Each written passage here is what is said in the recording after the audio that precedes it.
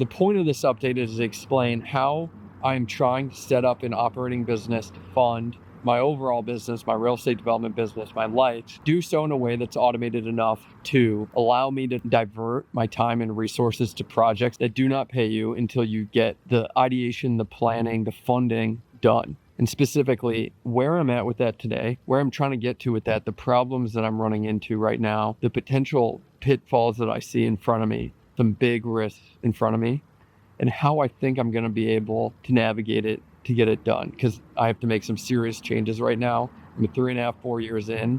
I've learned enough to know that I've sensed that I'm about to make a lot of the same mistakes that I've made again and again for the past 4 years.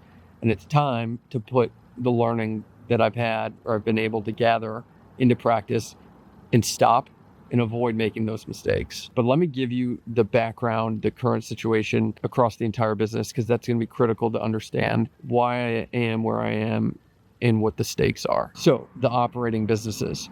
From day one, I've tried a number of different things. I've tried just straight up labor, me doing PowerPoints and financial models. That worked fine. That got me going. I moved to be online and digitally native. I tried e-commerce. It was too different. It was in a totally different industry. It was hard to bounce back and forth.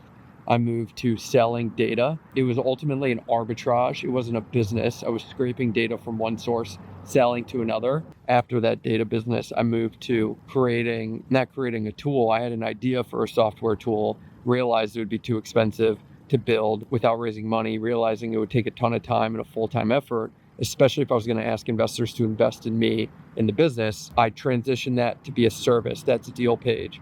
Like I said in the beginning, labor, making PowerPoint pitch decks for people. I just shifted to make these Dealpage, webpage, digital decks for people. And I thought there might be a way to use the money from the service and the learnings from the service and the small incremental progress in performing the service and creating and refining the technology to roll that into creating a software product. But I just put my head down and got into the service side. And I did that service over the course of a year. And at the end of that year, I did have enough insight and learnings and not quite enough money, but enough money coming in because I had the Driftwood, I had Pearl, etc., to go for the development of that software. And that was January of this year. It's now July. So 5-6 months up until May, June, I spent developing that software. And I built it on a low-code tech stack, utilizing different tools and plugins rather than hiring a developer or learning to code myself, certainly, and was able to keep the cost down substantially. And when I launched in May, by that time I had developed a social following, which is going to be very important and we're going to come back to in just a second. I truly thought it was going to be as simple as mentioning it on my Instagram and I would have a bunch of subscribers on this software and I'd be off to the races. That didn't happen. And May, June, I'm into June, sales are like trickling in. I'm like, there's no way this is gonna be to the place it needs to be by the time. And I knew this was coming. I knew the Driftwood contract was ending in July when it did. I knew Pearl would be ending in October when it opened. And I knew I had to get on a solution then because I have so many different things going on. And that is the key mistake that I'm going to talk about in just a second. I knew it was going to take me a long time just to ramp up the service again. What I was going to go back to and am going back to is the service I delivered from day one of this business, which is helping people raise money by creating materials for their raise, this time using my Dealpage tool. And that offers a ton of advantages, continuing to refine my tool, getting to sell those service customers onto the tool. I'm delivering them a Dealpage rather than a PowerPoint. It's much quicker using Dealpage. That's the whole reason I built it. That's the main value of it. It's a great end product for a much more streamlined process. So it has all these advantages. It's much different than early on just making a PowerPoint by myself. But I know it works. It's much more improved now. It's the easiest thing to ship to. But even then, I knew it's going to take me time to ramp this thing up before October. So last month, I shifted focus and I stopped thinking about marketing and selling Dealpage like a software and shifted to getting ready and getting my sales assets and processes in operation and funnel set up to sell this service. And I also started selling the service itself one at a time. I've probably sold 2 Dealpage clients since making this shift. But here is where we're going to back up to social media and doing too many things. This spring, while I was building Dealpage, I started really focusing on my social in November, December after I had a huge spike of success. And I put a lot of time and money into it over the early part of the spring, especially on driftwood, because I got momentum, I got traction.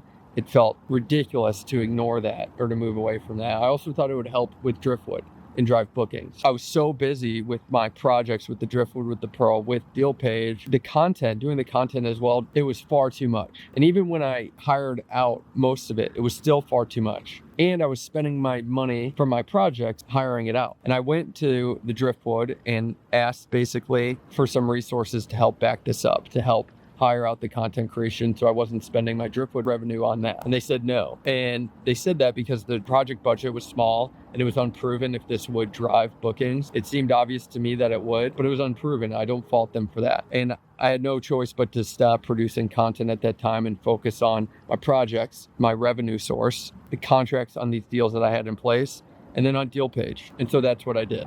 And now I'm coming out of this, and it took me about the last month to work out a deal with the driftwood owners, my partners on the Pearl who own this, where I have a commission on the content I produce. If it drives bookings, I can get some revenue from it. And what that does is it allows me to monetize some way, somehow, the content, because I feel the need to produce that content now going forward and finish what I started, but I can't. Like I've said, my time, my resources are so crucial and valuable. I can't divert it to the content if I have no form of revenue coming from that. So that has helped, yet it has yet to pay off. I've just started to ramp it back up again, but the early results have not been astoundingly positive. People, as I'm posting on Instagram, it's like Dealpage. It doesn't just happen in a click like that. I think you have to show story. You have to do it consistently. You have to get people bought in. That takes time and momentum and traction. But this is the critical juncture that I'm at. We're nearing the end of the Pearl. And the Pearl needs marketing. I still think and am confident in content being a marketing funnel because I have friends who own properties where it works astoundingly well for them. But also selfishly, I'm looking at the Pearl and thinking this is the one chance that I would have to document that process and use it for my own marketing and PR for my development firm, and just to tell the story of the Pearl. It's happening right now. And to not do it right now and focus on getting this operating business up and going so that when my fees run out, I'm stable and operationalized, it seems like that would be a big mistake. So I pitched the Pearl, the project, on hiring it out, and I've gotten costs from a videographer who can film and edit. It still takes a lot of time to come up with ideas, to go on site, to film, to make sure the editing goes well, to manage the editor. All of that time is crucial time being taken away from the service, the operating side of my business. And there's no revenue coming from that Pearl content directly. And I just feel I'm in this situation I've been in many times before where I'm staring down the barrel of a 6-barreled shotgun. There's 6 things staring me in the face that I'm trying to do. I feel, and I've felt another analogy many times where I'm basically pushing 6 things along and I'm like running underneath each one and pushing it forward little by little, where what I'd rather do, what I've learned is the only way to make true, serious, significant progress in any amount of time is to get under one thing, 2 things, and fucking push and focus. And focus used to be something that I hated because it was boring.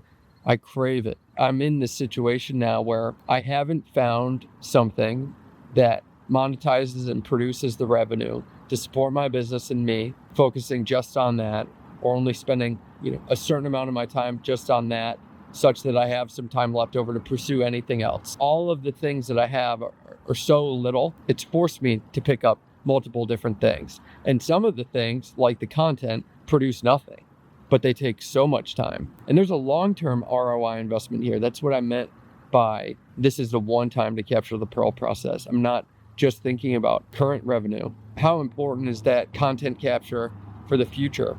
And what I felt like has happened online is building an audience and a community of people who care, who are interested and invested, who may invest in the future in my projects, who may be customers in the future in my services. I haven't tried to raise money from my audience.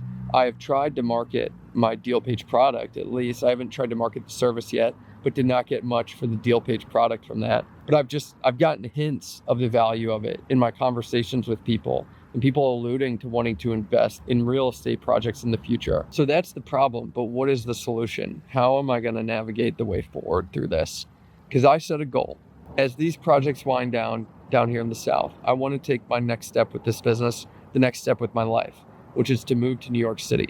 I've had that goal for a long time, since I graduated school. My first job was in New York, but because it was COVID, I worked that first job remotely, never made it to New York. When I started my own business, I knew I wanted to get there, but I knew I only wanted to get there when I was ready and stable. And I wasn't in this situation now where the stakes were higher because everything is much higher. The base is much higher. Living in New Orleans now is a lifesaver because it's so much cheaper. So how do I get to that place where my business is not only stable, I am stable personally, where I can handle and maintain that, and then take the next steps after that? Because ultimately the goal, like I've said, is to have an operating business that produces the revenue and cash flow to stabilize those bases of myself, of the business, and still have significant time left over to chasing new projects and opportunities. I would love to develop hotels in the Northeast. I've always loved the Northeast. It's a part of moving to New York for me. I love Long Island. I love Nantucket. I love parts of the coast up there. So in my head, what I visualized moving to New York, apartment, office, the Pearl will be done, the Driftwood will be done. Maybe I'll have some affiliation through content or marketing. The Boulders will likely still be under construction. I have my GC in Arizona. I'm flying out there once a month, but eventually come back around to find the next property and to work on the planning and development of that. And it's not just the reality that these projects, you don't get paid until the plan is done and the funding is done. The more patience that you can have, the more leverage you have with investors, the better the project is going to be. That you could hustle to get the planning and funding done, but you're kind of doing the same thing that I've done, which is your filter for opportunities is much looser because you're letting them come through. Your patience that you take with planning and making sure you get the concept right is much lower. So all of that rushing, it's going to result in poorer projects in the long run, which I also want to avoid. So what is the solution? I can tell you as of right now, this is what I'm doing. I took a risk and I joined a program that essentially helps online-based service B2B businesses operationalize. So everything from getting your messaging right, figuring out your offer, getting your sales processes, like I mentioned, your marketing funnels, etc., done. I did this because I am so tapped and so close to burnout. It has been very, very nice to shut off my brain and trust in the experience of someone else and just follow the steps that they put in front of me. I, especially when I'm in these chaotic moments, tend to jump off on a million different lanes, even at the micro level within these one of 6 of these initiatives that I have going on. So that's been great to have it be very stepwise laid out in front of me. The next step is starting cold email outreach. And cold email outreach is notorious. It doesn't have effects typically right away. It takes time to sort of drip into these people's inboxes and their subconscious and make sales. So again, why I knew I had to start this process of getting that ramped up early. If you chart this out, let's say cold email is August and into September, and I'm starting to get clients. By my math, I need to have probably 20 clients a month to be at the level to move to New York City. That is not going to happen right away. So cold email is the way. I have the landing page done. I have the funnels and processes at least mapped out or set up, like the tech of the intake form coming in, how I then, the process of taking that to first draft, delivering it to the client, etc. I have all that set up. What's holding me back right now is just time. Like today, I spent all day working on content for the Driftwood. Could have been finalizing all of that tech and processes from marketing all the way through fulfillment and intaking of clients, etc.